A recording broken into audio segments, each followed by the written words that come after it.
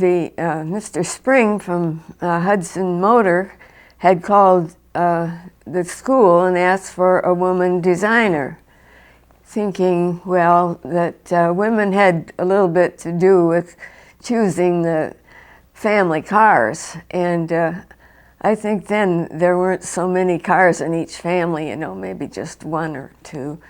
And women had a lot to do with the color and the shape. And he thought he'd like to have a woman on the design staff. So they sent me, and well, I didn't drive. I went to Detroit from Elyria, yeah, and on the train. And then I went to Hudson Motor, had my interview, and went back home. And my mother, this was near Labor Day, 1939, and my mother and I drove on Labor Day into Detroit, and she had her African violet plant that she prized, about that big around, on the back ledge of the car. And she drove, of course, and we went and got a hotel room, and I went to Hudson Motor the next day, and we had a terrible time getting through Detroit because there were Labor Day parades. And so they didn't put me in with the men, you know. I didn't get a chance to talk over design with them. And I was in Kibiger's office. He was just under Frank Spring. In fact, he did most of the in-between talks between the boss, who was Frank Spring, and he had a lot more to do with it. And then he would take the designs from the designers in to see Mr. Spring, and he would okay it or not okay it and everything. And it just surprised me that they used so many of my designs, you know, and the men were working too. But I don't know, maybe they were different or something. And, well, Mr. Spring asked me lots of questions about design and what I thought about cars. And, of course, I never thought I was going to design a car. I was in industrial design in the art school, the Cleveland Institute of Art, and we should have been able to design anything coming out of there. So I applied it to the car. And that was mostly interior work, instrument panel, front end, the hardware inside, and outside chrome decorations, but not the body. They weren't changing the body shape. Well, it was just flat, you know, and uninteresting. So mine had a concave design for the grill, for the radio, and all those instruments below had that half moon shape there, ready, or space for the instruments. And well, I don't know, I just went to work on it. I always thought that the instrument panels looked kind of uninteresting, as though they just put this there and that there and that there and no connection. So that's why I did that. Well, I tried to make them look modern, as we were doing in school, but frankly, I don't believe I ever saw any Hudson instrument or door handles and things like that. They didn't, if I did, they didn't seem very interesting. Yes, they asked me to design a fabric that could be used on the interior, and I did that, and it was used. Well, it was gray, you know, most of them were gray then, and it had little dots of rust color here and there. It was sort of a tweedy thing, but not prickly or any, you know, like tweed would be. I did try to make it pleasing and comfortable, yeah. And the armrest rounded. And, well, that was the design department. The room was at the other end of the building, away from Mr. Spring and Mr. Kibiger. And I was in Kibiger's office. He had a big drawing board in front of a window. It was a good arrangement. But I never got to talk to the designers. And so I complained, and they said, well, it's their language. But I did get to go in there, and they cleaned up, I guess. I didn't notice any profanities. Well, there was Jake Aldrich, and he was just a little older man, and he sat there making drawings on 3x5 cards. And that's all he did. And he had really good ideas, but just these little 3x5 cards, you know, I don't know how they could interpret those. He owned a Cord automobile, which I thought was really super. And then, oh yes, there were other designers that some even ended up at Ford. Bob Thomas is one. Oh, really? And gosh, who else, Joe? Jake Aldrich. Well, Bob Thomas. somebody last name's Fitzpatrick, but I don't think he ever was with Ford. And Niles Thornquist, a Swedish fellow. Well, I stuck with the wood grain in some places because that was sort of traditional. And, you know, Hudson was real traditional. They were very traditional. Yes. Mm-hmm. So, But I tried to carry the lines through, and then on the side of the doors, you know, and carry the eye through like a complete design. You know, I didn't get in a Hudson car very often, and I didn't notice those things. I just did what I thought was good design. Mm-hmm. and they must have thought so too. Yeah, they used it. That surprised me. I thought they wouldn't use my work, you know, not all of it. Now, what do you know about any other women that were in design at that time or subsequently? I don't know of any. You don't know of any other women that were working in No, but I have an article written by a writer that tells about different women that have offered suggestions. They didn't actually work on the cars, but they would offer suggestions. One woman I remember said she'd like a car that would look like it's going 60 miles an hour when it's standing still, which is, you know, what was that? What was that called? I don't know the name, Betty, but they weren't full-time employees. No, And there were two women that evidently were wealthy or had a backing, and they did have a car built, but it was very short-lived, didn't sell, I guess. Didn't work for any company.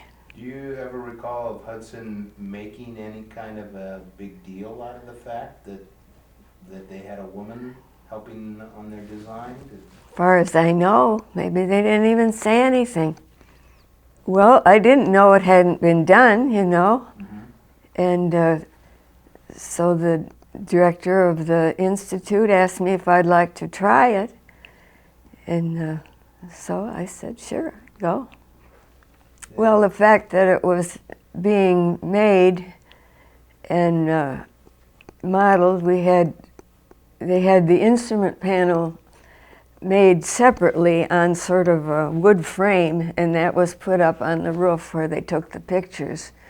And we were allowed to go up there and look at that. I went to look at it to see if they did it right. And, Where did you go to look at it? on the roof, Oh. outside. Mm-hmm. You know, this was 50-some years ago. I don't remember all of those details, but it was very enjoyable. I really liked working in the design department. And I would have continued, except it was Joe's fault. Well, Because I'd like to hear more about that. my boss said to me once, he knew I had a boyfriend, and he said, you shouldn't get married now because in 5 years you will change your mind, you will marry somebody else. Well, I didn't pay any attention to that. And then when we got married, it was on a Saturday, and when I came back the next Monday, I didn't say a word to anybody at work because I didn't want my boss to hear about it. And then after a while, Joe was with GM and I was with Hudson, and we were thinking, somebody's got to make a change, and of course it's me. And because GM is going to complain. In fact, I don't think we'd really lose our jobs, but I just quit, and I told my boss the reason I wanted to leave was because Joe was with GM, and I thought that GM would object. And he said, "Oh, you can stay on." He said, "I'll even give you a raise." And before, he wasn't in favor of married women working at all. But I said, no, I better not, because I don't want anything to happen to Joe's job. So that's why I left. I never got a raise because I didn't work there long enough, I guess. And how much were you making? $100 a month. $100 That's all. But that was, you were the chief breadwinner in the family when you were first Why, married. sure. Yeah. That But, makes you feel pretty good. $100 well, a month, that was pretty good money. Well, my mother and I lived together in an apartment, and it was a nice place. I think we made out all right. She wasn't working right then, but she did work later on at Saks Fifth Avenue. Mm-hmm. Oh, no doubt they paid the men more, Yeah. but a lot of them had families, Mm-hmm. and I didn't ask. Yeah. Yeah. See, I was too naive to, Yeah. to ask anything like Most people that. didn't. But, I didn't know how to drive right away when we were married. In fact, one time when he was in Europe and he left me with, let's see, how many children now? 3 or 4 children. And I put the youngest in the car seat in the back. And I thought, I'm going to drive this car. And so the neighbor was watching me. She said she was real nervous about that, especially with the baby there. But I took off and I did okay. And then it got so that I would pick up the children at school or at sports events or things.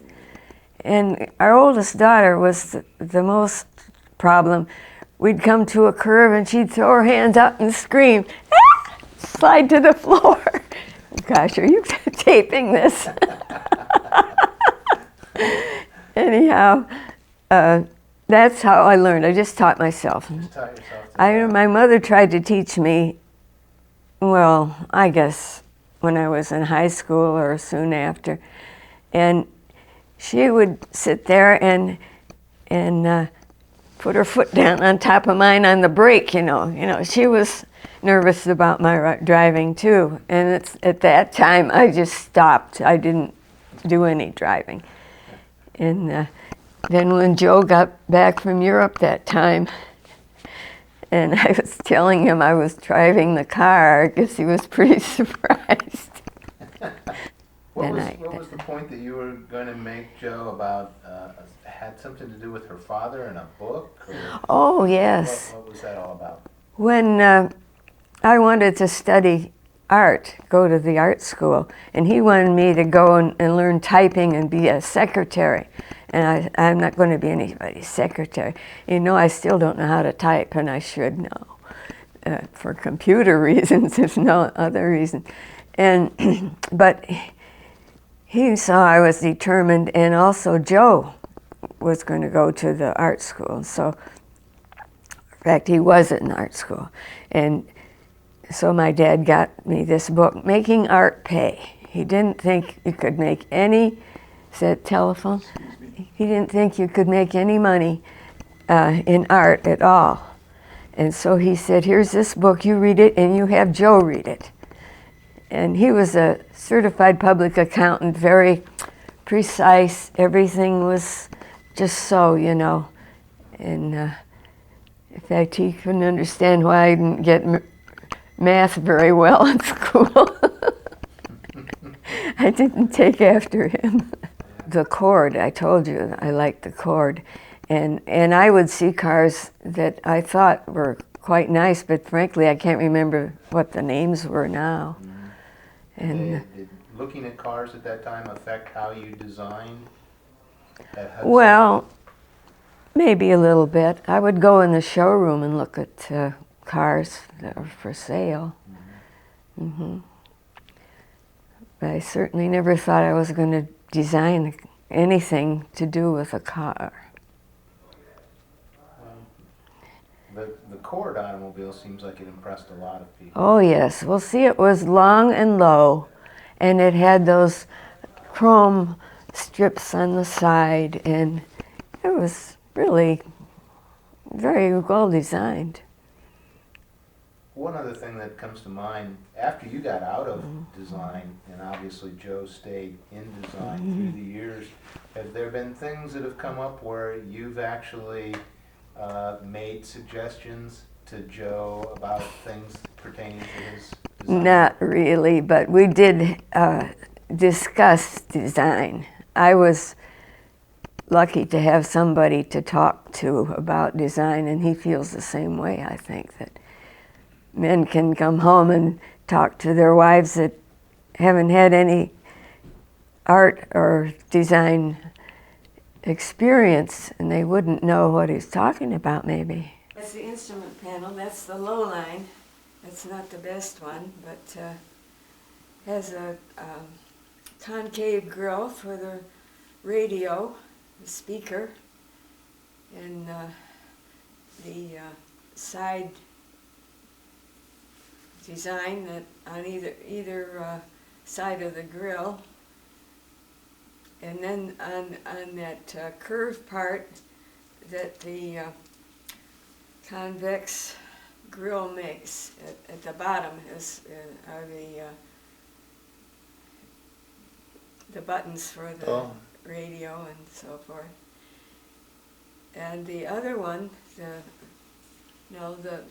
other instrument panel is a little more elegant. It's wood grain. But this would be, can you tell, I'm sorry, can you tell which year this is? Well, it must have been in 41 or 42, or anyhow, some of the designs were carried up to 47. But I don't know about the instrument panel. I think the instrument panel was carried for a few years. Would this instrument panel have been in this car? Probably. Can you tell me anything about what we're looking at here? Well, the doors open to show the interior, of course, and then the side. Well, they call the side bonnet treatment. I don't know. Joe says that's a European statement, but anyhow, you see at the front there's a little light part that was frosted plastic, and that would go on at night, you know, when the lights are on, so that you could recognize it as a Hudson car. Was that an idea of yours? Yeah. To light that up like that? And Thunderbird, a few years later, had something like that. I mean, the same idea. That's very cool. I didn't tell Joe about it, don't worry. He was watching what you were doing, I think. Somebody else thought of that. It's a very elegant looking car. Cool. Very elegant Well, looking for car. that time it is. Yeah.